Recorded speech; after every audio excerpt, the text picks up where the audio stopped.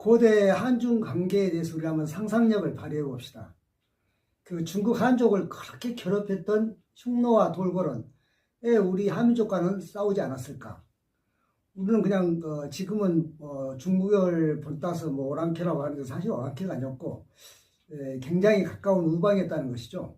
특히 우리 한민족은 그들과 중국 사이에 그 중개무역을 했다든지 이렇게 해서 굉장히 그 우호관계를 가지고 있었기 때문에 오늘날도 헝가리나 그 터키나 또는 핀란드가 그 한국에 대해서 한민족에 대해서 상당히 그 친화력을 갖고 있는 이유이기도 합니다. 실제로 기원전에 한무제가 조선 원정에 나섰던 것이나 또는 수양제나 당태종이 그 많은 군대를 이끌고 고구려 원정에 나선 것은 그들이 흉노와 연합하는 우리 조선과 또는 돌골과 연합한 고구려를 말하자면은 그 적대관계를 가졌기 때문에 조선과 부여와 고구려는 반농 반목, 반은 농업국가고 반은 유목국가입니다. 여기서 조선은 물론 고조선이죠. 그러니까 기마민족이란 말입니다. 그래서 이제 그 중국과 그런 흉노나 또는 그 돌골과 중개무역을 했던 것이죠. 우리는 이제 그거를 이제 무역이라고 하는데 중국은 이제 그런 것을 약탈경제 체제라고 말합니다. 그러니까 농업국가에서 농산물을 빼앗고 그 다음에 모피나 던져주고 하는 그런 식으로 이제 이해를 했던 것이죠.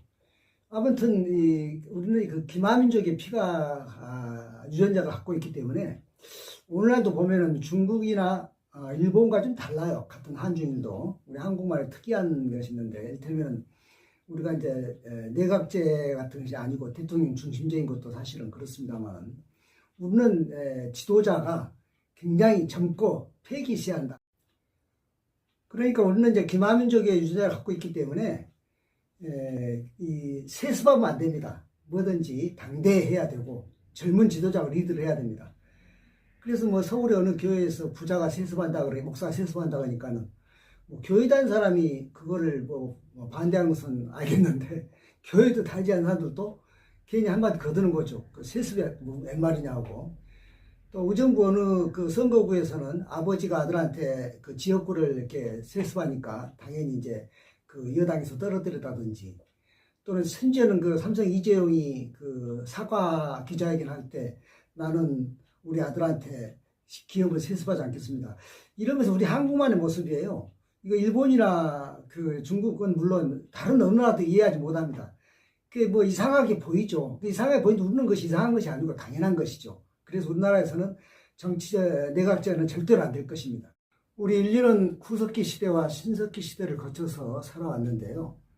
여기서 우리 인류라 하면 현생 인류라 하면은 우리가 그 네안데르탈인이라든 이런 그 우리 이전 인류 그거하고 구분해야 됩니다.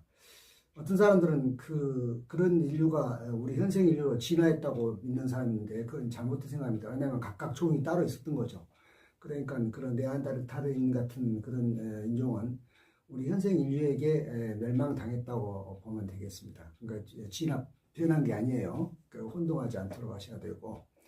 그래서 구석기 시대는 대부분 이제 채취, 수렵 또는 어로 이렇게 해서 먹던 것을 먹고 살던 것을 이제 직접 신석기 시대에서는 이제 농경 또는 목축 또는 그 직접 그물질을 한다든지 이렇게 해서 또 그 동물도 기르고 농사도 지었던 것이죠. 그게 이제 농업혁명입니다.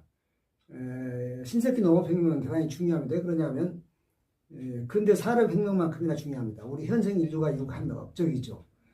산업혁명은 여러 가지 기록이 있기 때문에 우리가 너무 잘 알고 있는데 신석기 혁명 때는 전에도 내가 말한 대로 문자가 출현한 게 청동기 시대부터니까 문자로 기록되지 않아서 그렇지 여러 가지 흔적으로 봐서 농업혁명을 이뤘다는 것은 잘 알 수 있는 일이죠. 농경을 하고 목축을 했다는 것은 굉장히 그 경제적으로 발전한 것입니다. 그래서 이제 그전에는 겨우 먹고 살던 것이 이제 먹고 남는 것도 있고 이렇게 하면서 차차 이제 계급도 분화하고 이렇게 됐던 것이죠. 그래서 그 신석기 혁명과 신석기 농업혁명과 근대 산업혁명을 우리 현생 인류가 이룩한 두 가지 큰 혁명이다 이렇게 말하고 있습니다. 그것을 우리가 기억해야 되고요. 그래서 그 농업혁명을 이렇게 신석기 때문에 물론 농기구나 또는 그때도 전쟁이 있었을 테니까 물론 골목대장 싸움 같았겠지만 무기로 쓰였던 것은 당연히 석기죠. 돌 무기였는데 돌 농기구고요. 그럼 그 다음에 청동기 때도 어땠을까? 청동기 때도 역시 농기구나 무기는 돌이었습니다. 구리가 아니었어요. 왜냐하면 청동기는 무르기 때문에 농기구로 만들 수가 없어요. 그럼 청동기를 어디에 썼느냐 하면 주로 이제 장신구라든가 또는 제사, 그때는 이제 제정일치 시대니까 제사 지내는 제구라든가 또는 뭐 그 신상, 그 신들의 모양을 부어 주물로 만든다든가 또는 인테리어, 뭐 건축 안에 여러 가지 장식을 한다든가 이렇게 쓰는데 청동기가 사용됐던 것이죠. 그러니까 농기구나 무기는 여전히 그래서 그 성경도 구약 성경은 청동기 시대 배경으로 출발합니다. 아까 말한 대로 문자가 출현한 건 청동기이니까 아직 철기가 출현하기 전에 대부분 구약 시대인데 그 다윗과 솔로몬까지도 구약 시대입니다. 여러분 읽어보시면 알지만 거기에 철기가 등장하지 않습니다. 그러니까 다윗이 그 골리앗과 싸울 때 뭐 돌멩이 가지고 싸웠다는 것을 굉장히 그 용맹하다 이렇게 생각하는데 물론 용맹하죠. 용맹한데 누구나 무기는 그 돌입니다. 석기죠. 물론 골리앗이 차고 있다는 긴 칼은 그 이제 청동검이니까 그거는 뭐 무기로서 용도보다는 장수로서 말하자면 하나의 그 장신구라고 이해하는 게 더 나을 겁니다. 물론 뭐 사람을 뺄 수도 있겠죠. 그러나 구리 칼은 지금 우리가 알고 있는 철기 무기하고는 비할 바가 안 됩니다. 그러니까 중국도 이제 하나라, 은나라 다음에 주나라 때부터 철기가 시작했고요.